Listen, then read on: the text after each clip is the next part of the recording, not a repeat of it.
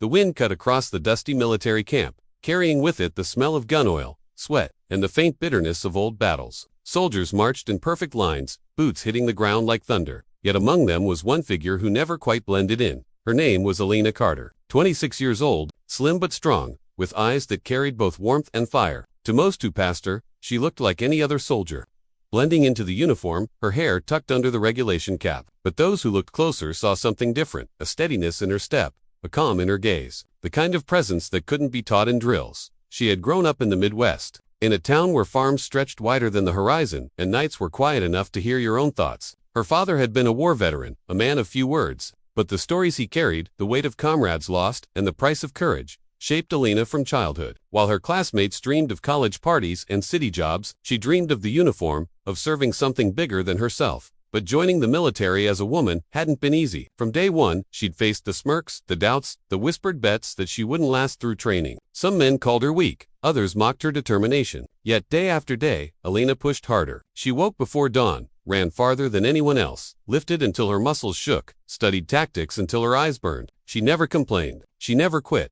Still, there was one man in the camp who never saw her effort, or perhaps refused to. General Marcus Doyle. Doyle was a man feared more than respected. Broad-shouldered, iron-jawed, with a voice that could cut glass. He had clawed his way up the ranks through intimidation and sheer cruelty. To him, soldiers were pawns, tools to be broken, bent, or discarded. And to him, Elena Carter was nothing more than a nuisance. An ordinary soldier pretending to be more. He often singled her out in drills, barking insults, calling her the farmer girl, laughing at her fragile hands. But Elena never responded. She carried his cruelty in silence, her jaw tight, her eyes forward. And that silence only made Doyle angrier. What he didn't know, what none of them knew, was that Elena carried a secret, a past she had promised never to reveal, a skill set that went far beyond the training of any ordinary soldier. And it was only a matter of time before the cruel general's arrogance would rip away her disguise, and the truth would burn through the camp like wildfire. The tension in the camp grew heavier with every passing week. Rumors spread of an upcoming mission, one so dangerous that only the strongest would be chosen. Every soldier trained harder, hoping to be noticed, hoping to earn a place. But for General Doyle, it wasn't about skill. It was about pride. He wanted soldiers who feared him, who bent to his will. And Elena Carter, with her quiet strength and unshakable resolve, stood like a thorn in his side. One blistering afternoon, the unit gathered in the training yard. Sweat dripped down faces, boots sank into the dirt, and the air shimmered with heat. Doyle prowled among the lines of soldiers like a wolf among sheep, his eyes sharp, his temper sharper. When he reached Elena, he stopped. "You again," he sneered, circling her. "Always standing straight, always acting like you belong here. But you're nothing, just another farmer's daughter, pretending to be a soldier." The other men smirked. Some laughed nervously, though many stayed silent. They'd seen Doyle humiliate others before. No one wanted to be the next target. Elena held her ground, her gaze steady. She didn't flinch. She didn't respond. Her silence infuriated him. "Look at you," Doyle spat, stepping closer, towering over her. "Hiding behind that uniform, thinking it makes you one of us. But uniforms don't make soldiers. Blood, scars, war, that's what makes a soldier. And you've got none of it." He reached forward suddenly, grabbing the front of her jacket. Gasps rippled through the line of soldiers. With a swift, brutal motion, Doyle ripped the fabric, tearing it down the seam. The sound was sharp, ugly, the sound of arrogance tearing through cloth. The soldiers froze, eyes wide. Some turned away, ashamed. Others watched with cruel fascination. Elena's chest rose and fell, her hands clenched at her sides. But she did not step back, she did not break. And then, something caught Doyle's eye. Beneath the torn uniform, pinned close to her heart, was a medal. Not just any medal, a badge few ever lived to wear. His hand froze, his eyes widened. Because in that instant, Doyle realized she wasn't just an ordinary soldier. For the first time in years, silence gripped the training yard. The arrogant smirk slid from General Doyle's face as his eyes locked on the medal glinting in the sun. It wasn't possible. Not her. Not this quiet soldier he'd mocked for months. The badge bore the symbol of the Silver Cross for valor, awarded only to those who had saved lives under impossible circumstances. It wasn't a decoration given for showing up or for surviving. It was earned in fire, blood, and sacrifice. And it was pinned to Elena Carter's chest. Gasps swept through the line of soldiers. Some who had laughed before now stared in shock, their eyes flickering between the general and the woman they had dismissed as ordinary. Doyle's hand trembled for the briefest second before he clenched, his fist tighter around the torn fabric. His pride roared louder than his reason. This proves nothing," he growled, though his voice lacked its usual steel. "A medal doesn't make you a leader. It doesn't make you strong." Elena finally raised her eyes to meet his. Her voice was calm, steady, a blade wrapped in silk. "Strength isn't in tearing others down. "General," she said softly, "it's in protecting those who can't protect themselves. You taught these men to fear you. I'll teach them what it means to stand together." The words cut deeper than any weapon. The soldiers shifted uncomfortably, their loyalty torn between fear of Doyle and the respect rising for Elena. One of the younger recruits, unable to contain himself, whispered, "She's the one. The one from Kandahar." The name rippled through the ranks like wildfire. Stories had circulated in hushed tones of a lone medic who had dragged 6 wounded men out of a burning convoy under enemy fire. Most thought it was a myth. Few knew the truth. And now, staring at Elena, they realized the legend was standing right in front of them. Doyle's jaw clenched. His pride, his control, his authority, all threatened by the soldier he had tried to humiliate. But Elena didn't gloat. She didn't raise her voice. She simply stood tall, her torn uniform hanging loose, her badge of honor shining brighter than Doyle's stars. And in that moment, every soldier present knew one thing. The general had tried to strip her dignity instead. He had revealed her greatness. The air was thick with tension. Every soldier felt it, the clash between arrogance and truth. General Doyle's pride had been wounded deeper than he could bear. But instead of backing down, his cruelty rose like a storm. "You think a medal makes you untouchable?" Doyle snarled, throwing the torn fabric to the ground. "Then prove it, right here, right now. Show these men you're more than just a story."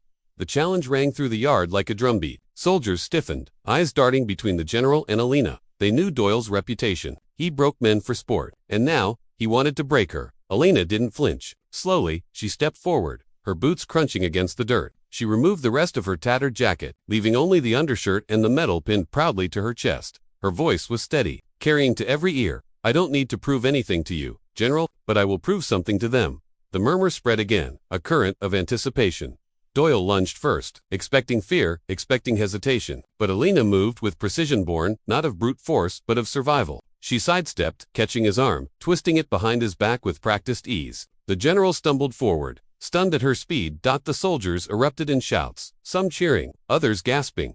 Doyle roared and came at her again, swinging with raw power. Elena blocked, deflected, and with one swift strike to his chest, sent the man staggering to his knees. Silence fell.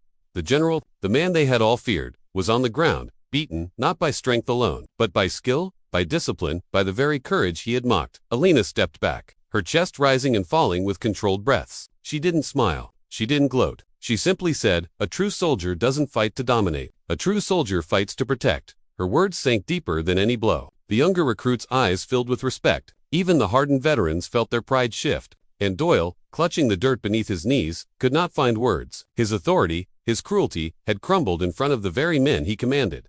In that moment, Elena Carter was no longer just another soldier in the camp. She was their leader in spirit, their living proof that courage and honor outweighed fear and arrogance. And though Doyle would rise again, though his anger would burn, he would never erase the truth that day had revealed. That the uniform he tried to rip apart had only unveiled the heart of a warrior far greater than himself.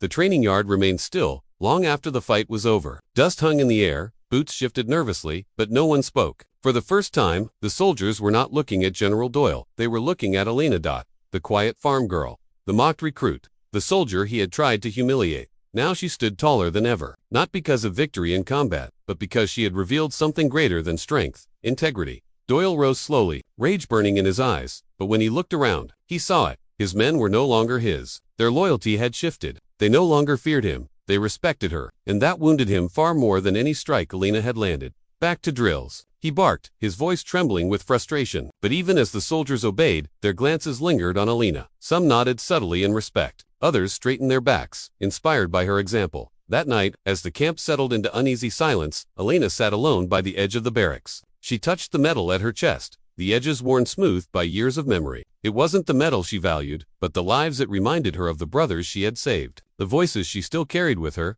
For a long time, she had hidden behind silence, letting cruelty test her patience, letting arrogance try to define her. But now the truth was out. She was no ordinary soldier, and whether Doyle liked it or not, the men knew it too. The next morning, when the unit assembled, something remarkable happened. Without command, without orders, the soldiers stood in straighter lines. Their eyes didn't dart nervously toward the general. Instead, they looked forward with a newfound sense of pride. One young recruit, the same who had whispered her story the day before, stepped toward Elena quietly after drills. His voice shook with gratitude. "Man, if we ever go to war again, I'd follow you anywhere." Elena didn't smile, but her eyes softened. She placed a steady hand on his shoulder and said simply, "Then make sure you're strong enough to protect the man beside you. That's what matters." it was a lesson the camp would carry for years. General Doyle might still wear the stars on his shoulders, but the real leader, the one who had won their respect, their trust, and their hearts, was the woman he had tried to tear down. That and though Elena Carter never sought recognition, her story spread quietly, soldier to soldier, camp to camp, a tale of courage, dignity, and the moment a cruel general ripped her uniform, only to reveal the spirit of a warrior far greater than he could ever be. Stories like these remind us of the strength within us all. If this one moved you, show your support with a like. Subscribe for the next story, and let me know what part touched you most. I read every single comment. Asterisk.